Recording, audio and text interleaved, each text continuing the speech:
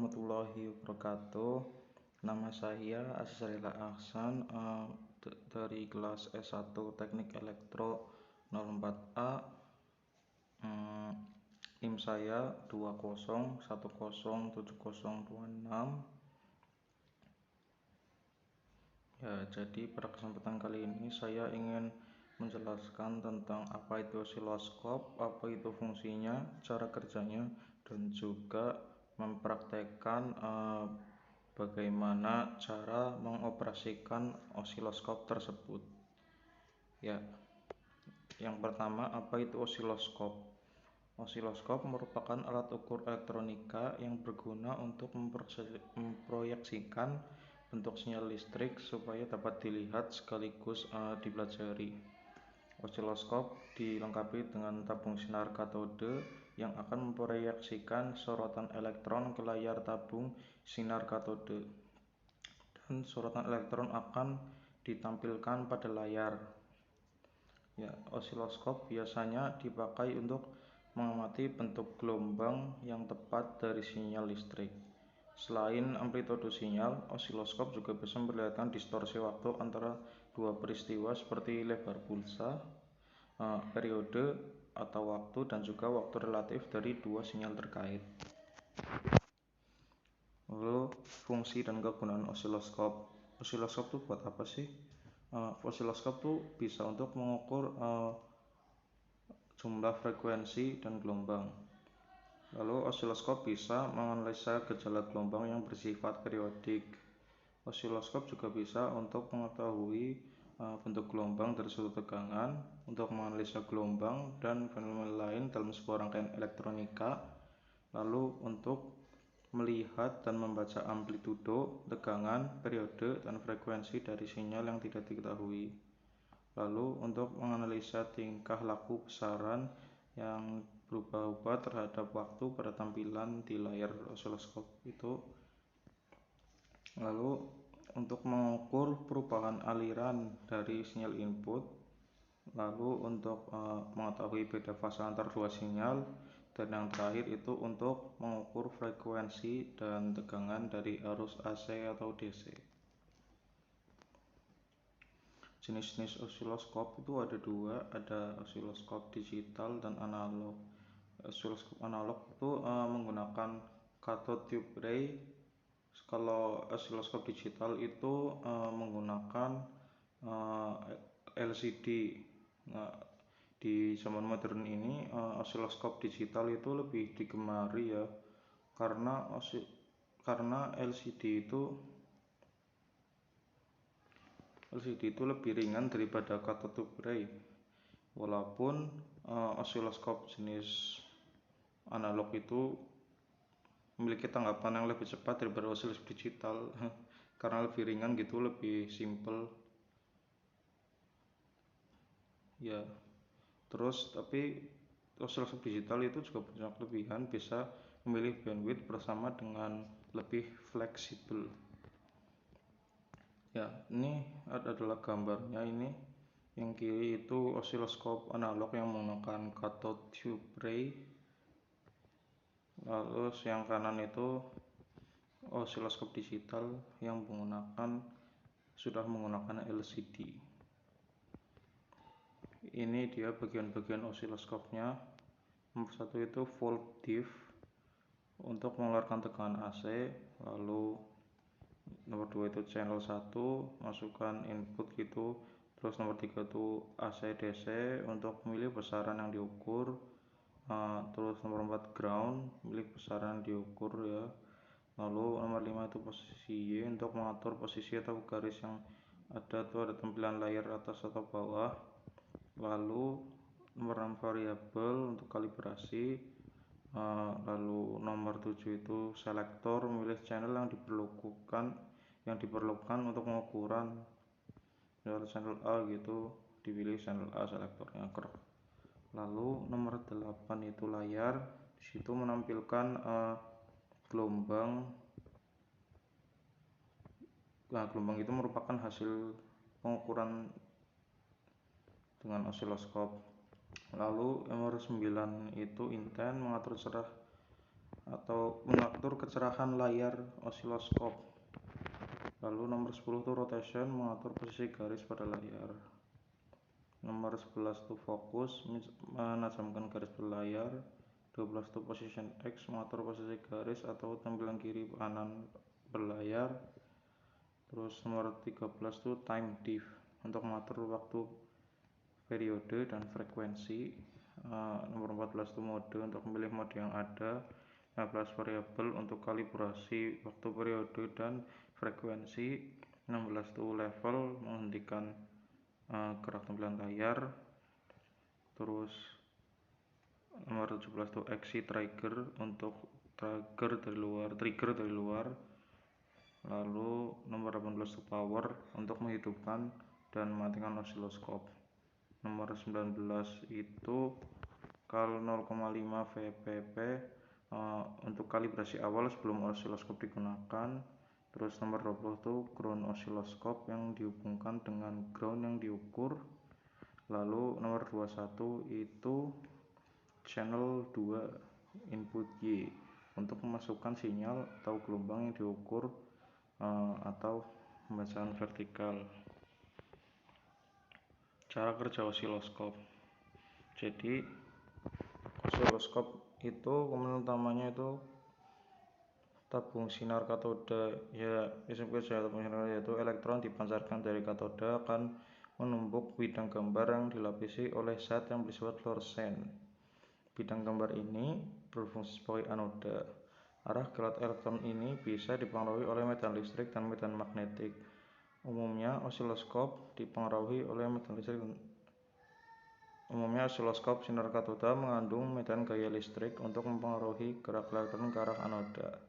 Medan listrik dihasilkan oleh lempeng kapasitor yang dipasang secara vertikal, maka akan terbentuk garis lurus vertikal. Kalau lempeng horizontal dipasang dengan tegangan periodik, maka elektron yang pada mulanya bergerak secara vertikal ini juga bergerak secara horizontal dengan laju tetap. Jadi pada gambar terbentuk grafik sinusoidal. Sebuah benda bergetar sekaligus secara harmonik. Getaran harmonik yang berfrekuensi dengan mempunyai arah getar sama akan menghasilkan satu getaran harmonik baru. Berfrekuensi sama dengan amplitude dan fase tergantung pada amplitude dan frekuensi setiap bagian getaran harmonik tersebut. Nah, hal itu berdasarkan metode penambahan trigonometri atau sederhananya memakai bilangan kompleks. Kalau dua getaran harmonik superposisi yang berbeda frekuensi, terjadi getaran yang enggak lagi periodik. Basis waktu secara periodik mengeluarkan bintik cahaya dari kiri kanan melalui permukaan layar. Tegangan akan diperiksa dimasukkan ke Y atau masukkan vertikal osiloskop, menggerakkan bintik ke atas dan ke bawah sesuai dengan nilai tegangan yang dimasukkan. Lalu bintik tersebut menghasilkan jejak berkas gambar pada layar yang menunjukkan variasi tegangan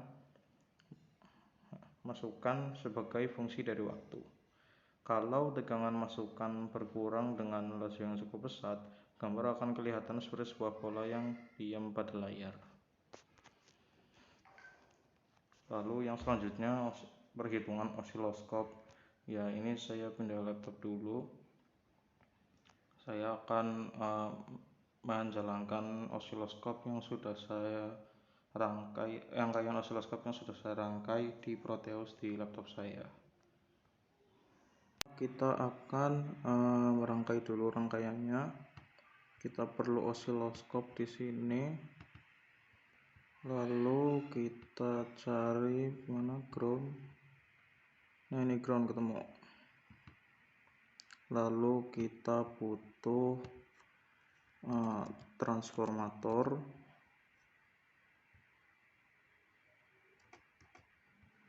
Transformator 2P 2S saja yang kita gunakan.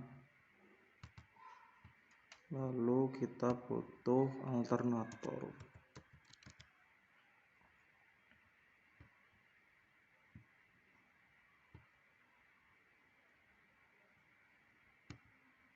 Kita letakkan di sini. Ini pindah dulu ke atas ini. Terus kita hubungkan ini ke alternator, ini ke alternator juga. lalu ini ke osiloskop channel A, ini osiloskop channel B.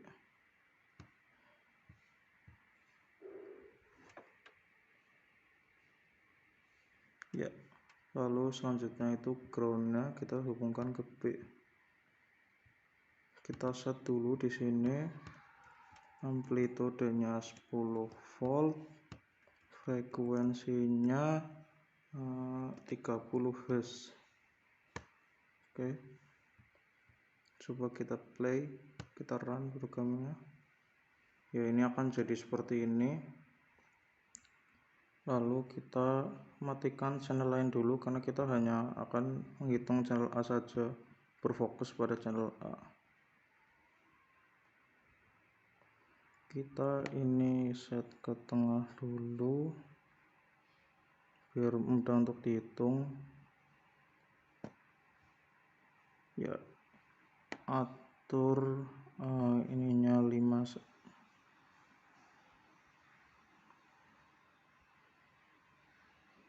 Ini time diff-nya atur ke 2, lalu ini atur ke 2 juga volt diff-nya. Jadi pertama-tama kita itu menghitung VPP atau tegangan puncak ke puncak. Rumusnya itu tinggi dikali harga kedudukan volt diff. Nah, tingginya itu ada 1, 2, 3, 4, 5, 6, 7, 8, 9, 10. Berarti di sini itu sama dengan 10 dikalikan dengan volt diff. Nah, di sini itu volt diff-nya saya atur 2, berarti di sini 10 dikali 2. Lalu selanjutnya kita menghitung VRMS. VRMS itu rumusnya 0,5 kali 0,7 dikali volt peak to peak. Itu berarti 0,5 dikali 0,7 sama dengan 0,35 dikalikan 20. Ini di sini nih, belum saya hitung, lupa.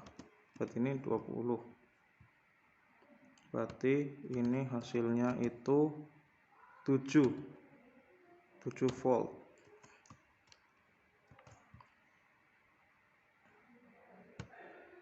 Ini 20 volt.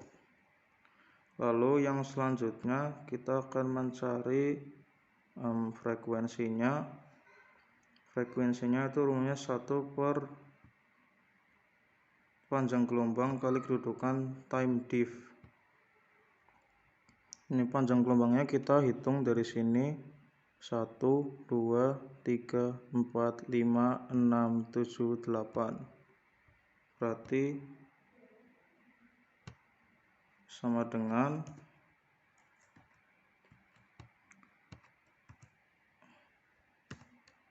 1 per 8 dikalikan dengan kedudukan time diff, di mana di sini saya time diff-nya set 2, berarti dikalikan dengan 2. Berarti ini menghasilkan 1 dibagi 16, 1 per 16 Hz. Ya, jadi sekian yang bisa saya sampaikan. Terima kasih. Wassalamualaikum warahmatullahi wabarakatuh.